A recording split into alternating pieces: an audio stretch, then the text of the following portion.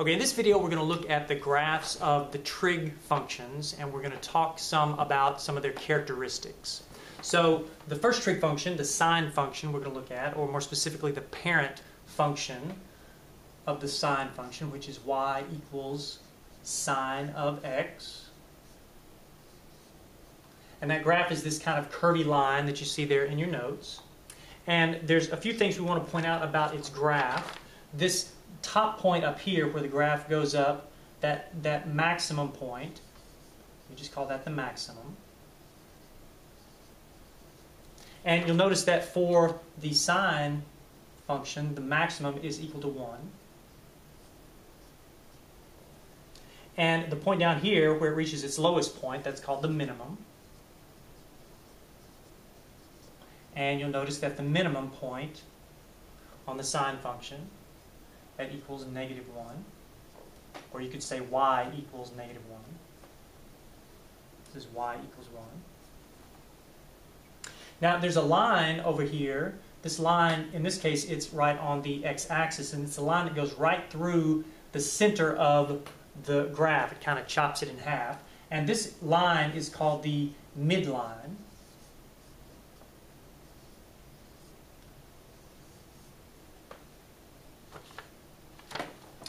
And then finally, you can see where this arrow is pointing here, right here at the 360 degrees. That is called the period of the sine function. And the sine function, like some other functions that we're going to look at, is called a periodic function because it just keeps repeating itself over and over and over and over again. And the amount of time, or in this case the number of degrees, that it takes for the function to make one complete cycle, that's called the period. So I see if my function starts here at 0 degrees, it goes up, it comes down, it goes to the minimum point, and it comes back up. And when it gets to this point right here at 360 degrees, well, it's just going to start doing exactly the same thing over and over and over again. So from 0 to 360 degrees, that's one full period. So we would say the period of the sine function, the period of the parent function, equals 360 degrees. All right, now let's talk a little bit about some characteristics of the sine function. In particular, we're going to talk about where is the function increasing, where is it decreasing, where is it positive, and where is it negative. So when I say when is the function increasing, I just want to know, well, when is the function going up, and when is it decreasing is when is the function going down. Or more specifically, as x goes this way, as x increases, where does the function increase? Well, I can see as x goes from 0 to 90, my function goes up and up and up until it gets to 90 degrees, and then it starts going back down. So I'm going to say, well, it's increasing from 0 to 90 degrees, and it starts decreasing. And then I see it starts increasing again when x gets to 270 degrees, and it starts going back up. So let's write this like that. I'm going to say it's increasing when x is between, let's say when x is greater than 0 and less than 90. So from 0 to 90. And then it's increasing again when x goes from 270 to 360. So x between 270 and 360. And for now, we're just going to look at where is it increasing and decreasing along this one period here, from 0 to 360 degrees. Now, the part of its domain where it is decreasing, again, that's here from 90 degrees. It starts decreasing until it gets to 270 degrees. So I'm going to say, well, it's decreasing when x is between 90 degrees and 270 degrees. Now, if I want to talk about where is the function positive, that means when are the y values of my function going to be positive? Well, I can see the places where the y values are positive. That's everywhere where the function is above the x-axis. So in other words, from here to here, that's where my function is positive. So I'm going to say, well, from x equals 0 to x equals 180, that's where the function is positive. So I'm going to say x greater than 0 and less than 180. So when x is between 0 and 180, it's positive. And I can see it's negative. It has negative y values for all these values of x between 180 and 360. So it's going to be negative when x is between 180 and 360.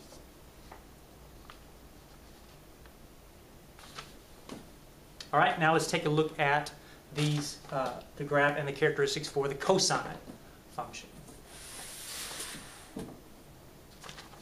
All right, so the cosine function, it actually looks very similar to the sine function. In fact, you may have noticed that it looks exactly like the sine function, only shifted to the left by a little bit, and that's exactly what has happened to it. So when you do that shift, though, when you shift it to the left, it actually changes some of these parts of the function. So I can see now one of the things that didn't change is that my maximum y value here is still positive 1.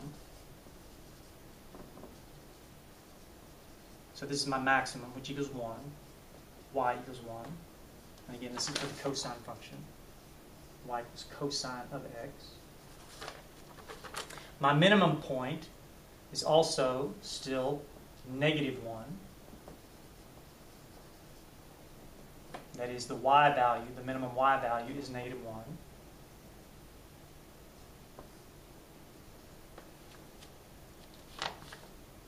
My period, notice the number of degrees that it takes for my graph to do one full cycle. If I start right here at 0 degrees, it goes down and down and down and down until it gets to negative 1 at 180 degrees. And then it goes back up until it gets back to the maximum point up here. And then it just starts doing the same thing over and over and over again. So if I start here and I go down and I get back to here, one full period, again I can see it's 360 degrees. So the period is this distance here from 0 to 360 degrees. So my period is 360 degrees. That is the period of my parent function. And again, I have the line that cuts my graph in half. It's called the midline.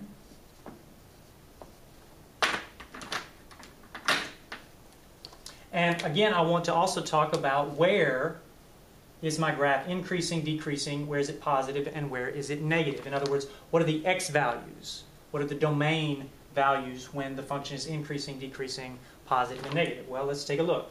Increasing, that's when my function is going to be going up, and I can see as x is going in this direction, my function from here to here is going up. So I would say, well, when x is between 180 and 360, that's when my function is increasing. So x between 180 and 360 degrees, that's when it's increasing. It's decreasing from here to here. So that's x a value of 0 degrees to an x value of 180 degrees. So x is between 0, when x is between 0 and 180, that's when the function is decreasing. All right, when is the function positive and when is the function negative? That is, when are my y values positive and when are my y values negative? So let's see, I can see all of my positive, I have positive y values right here, and I also have positive y values right here. So let's see, I can say my function is positive when x is between 0 and 90 degrees. So when x is greater than 0 and less than 90 degrees, that's where it's positive, positive y values. And I also have more positive y values. Remember, my positive y values are above the x-axis. So it's also positive when x is between 270 degrees and 360 degrees. So between 270 and 360 degrees. Where is my function negative? Well, the negative values of my function, that's where y is equal to negative values. That's all these values down here. And I can see those values occur between 90 and 270 degrees. So when x is between 90 and 270 degrees, that's when the value of the function is negative.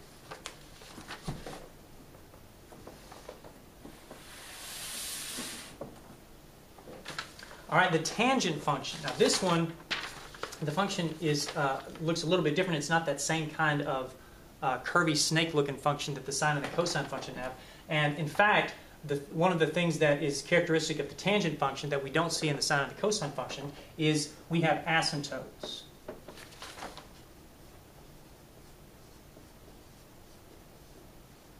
And for the part of the function that I've got drawn here, I've got two asymptotes. This dotted line here at 90 degrees and the dotted line here at 270 degrees. So I have two vertical asymptotes on my tangent graph. This is y equals tangent. Oops. Tangent of x. I also have a midline. And again, it's at the same place. It's right on the x-axis. And my midline, that's that line that cuts my function in half. So I've got asymptotes, I've got a midline. Notice on this function I don't have a maximum or a minimum value because as my value of x, let's just look at this part right here. As my value of x, let's say, gets closer and closer and closer to 270 degrees as I'm going this way, well, the value of my function, it just keeps going up and up and up and up. As x gets closer and closer to the asymptote, the value of the function, that is the y value, it just keeps going up and up and up and up, and it never reaches a maximum value. So I don't have a maximum value or a minimum value for my function. Now notice that I could, if I graphed more of my function, notice that these pieces of my graph, they would just keep repeating the same pattern that you see here. And I would keep having more asymptotes looks like every 180 degrees, I'm going to have another asymptote going in the negative direction and also going in the positive direction. All right, let's talk about where is the function increasing and decreasing, and when is it positive and negative. And again, we're just going to look at from 0 to 360 degrees. All right, so let's see. Increasing, here's my function. Well, it turns out as x goes in this direction, my function is increasing and it's increasing and then all of a sudden I get to the asymptote. I have to jump over the asymptote to the other side. And once again, my function is increasing, it's increasing. I jump over the asymptote, it's increasing, it's increasing. My function is increasing everywhere along my domain. In other words, as long as x is increasing, as long as x is going in this direction, my function is increasing. That is, my y values are increasing. So I'm just going to say, well, it's increasing everywhere. For all increasing values of x, my function is always going to be increasing. Decreasing, it's never decreasing. Actually, you know what? Instead of saying everywhere, I'm just going to say always. It's always increasing. And it's never decreasing. Where is my function positive and where is it negative? Okay, again, the positive values, that's just where on my function, where does the function exist above the x-axis? And I can see here, between 0 and 90 degrees, that's one section where it's positive. Between, let's see, between 180 and 270 degrees, it's positive. And again, we're just going to go from 0 to 360 and not worry about, you know, the other sections of the graph.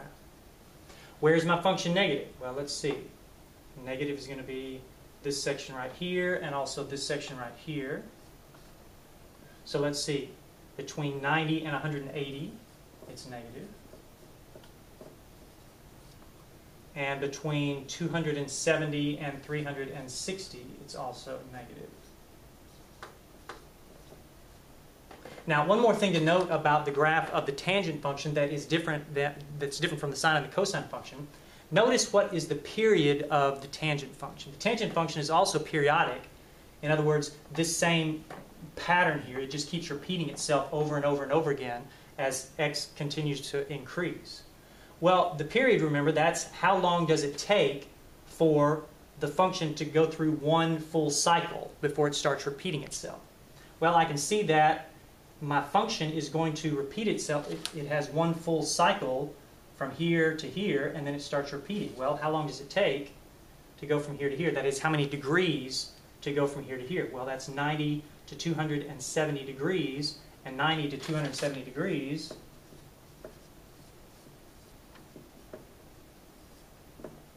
is 180. So the period of the tangent function is 180 degrees, and not 360 degrees as the sine and the cosine function both are.